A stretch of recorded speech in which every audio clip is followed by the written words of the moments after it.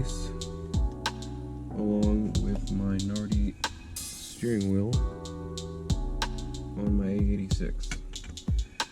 So there's a couple videos on YouTube showcasing how on the short hub and the turn signal cancellation switch that from NRG it doesn't come drilled out far enough down. So what I did is I just put some grease on these two nipples, these little dots, and pushed the short hub on, and then you can see where it needs to be drilled out to. So what I'm going to do is I'm just going to take a Dremel and kind of machine it out. That way we can go ahead and cancel the turn signal. Alright, so I took a Dremel and I took out some material on the top and bottom here for the turn signal to work. I've already verified it to work, so now it's just a matter of lining it up, putting on the nuts,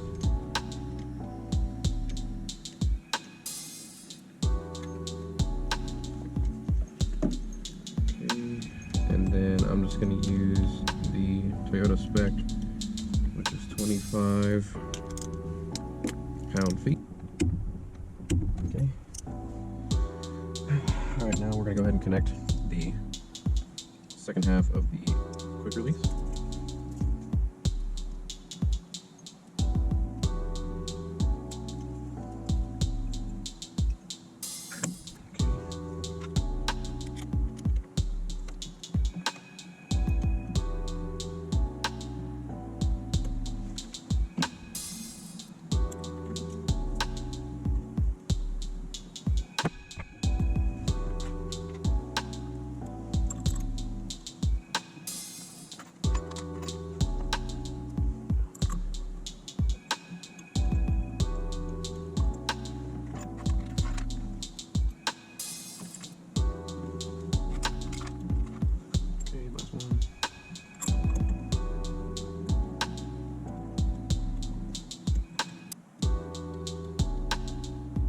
And I don't have an inch-pound torque wrench, so I'm just going to do these hand tight, a little bit more than hand tight, snug.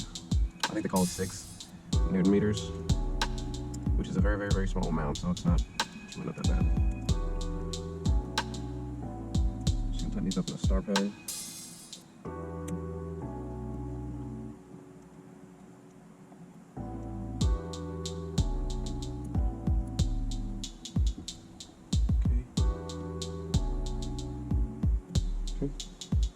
Now moving on to the second part, I went ahead and put on the bolts for the steering wheel, so now it's just a matter of snapping it in place and putting the horn button in, and then this installation is done. It's pretty quick, other than the having to take out the material.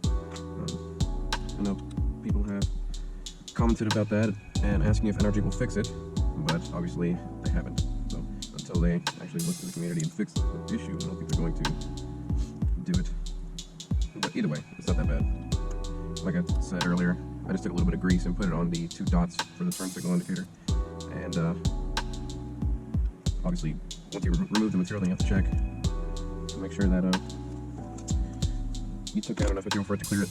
Alright, so now we're going to just snap it in place, pulling on it, make sure that it doesn't come off and whack you in the head. And same thing with these. Just going to tighten them up. Star pattern.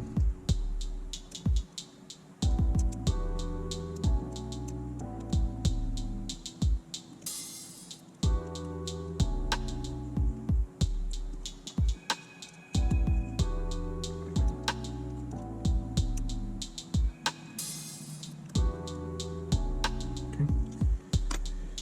Now onto the horn button, wherever I left it. Let's see if I can figure this out. Trying to figure out a way to be able to install it and ground it, and I think I figured out that if I do it this way, then I'll make it work.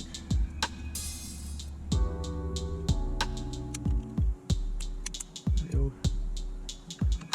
So what I ended up doing is just taking a small flat screwdriver and the little teeth that hold the button in place. It's just like a little spring and you can push it in and out. So I ended up having to use this flathead screwdriver and push under it to compress it enough to get it in the middle. And that. But yeah, that was the install of the quick release. I think it came out pretty freaking sick, honestly, because I've always wanted one of these 3-spoke like Nardi Classics. Always wanted one of these, especially with a quick release on it. I had this old Nardi, but I paid like 50 bucks for it, and it actually is a Nardi steering wheel, but it's all, the leather's all jacked up on it, so I'd have to get that one restored. But still, 50 bucks, it ain't bad. But yeah, here's a actually pretty good condition dash. The only imperfection is here in the front, right there. I don't know if you can really pick up on that. It's a really tiny little scab. But I paid 10 bucks for this dash in this condition, which is absolutely insane to think about. But yeah, that's the whole rundown of the car. Thanks for watching, guys. I really appreciate anybody who's tuned in to actually want to look at the car and see what it's about.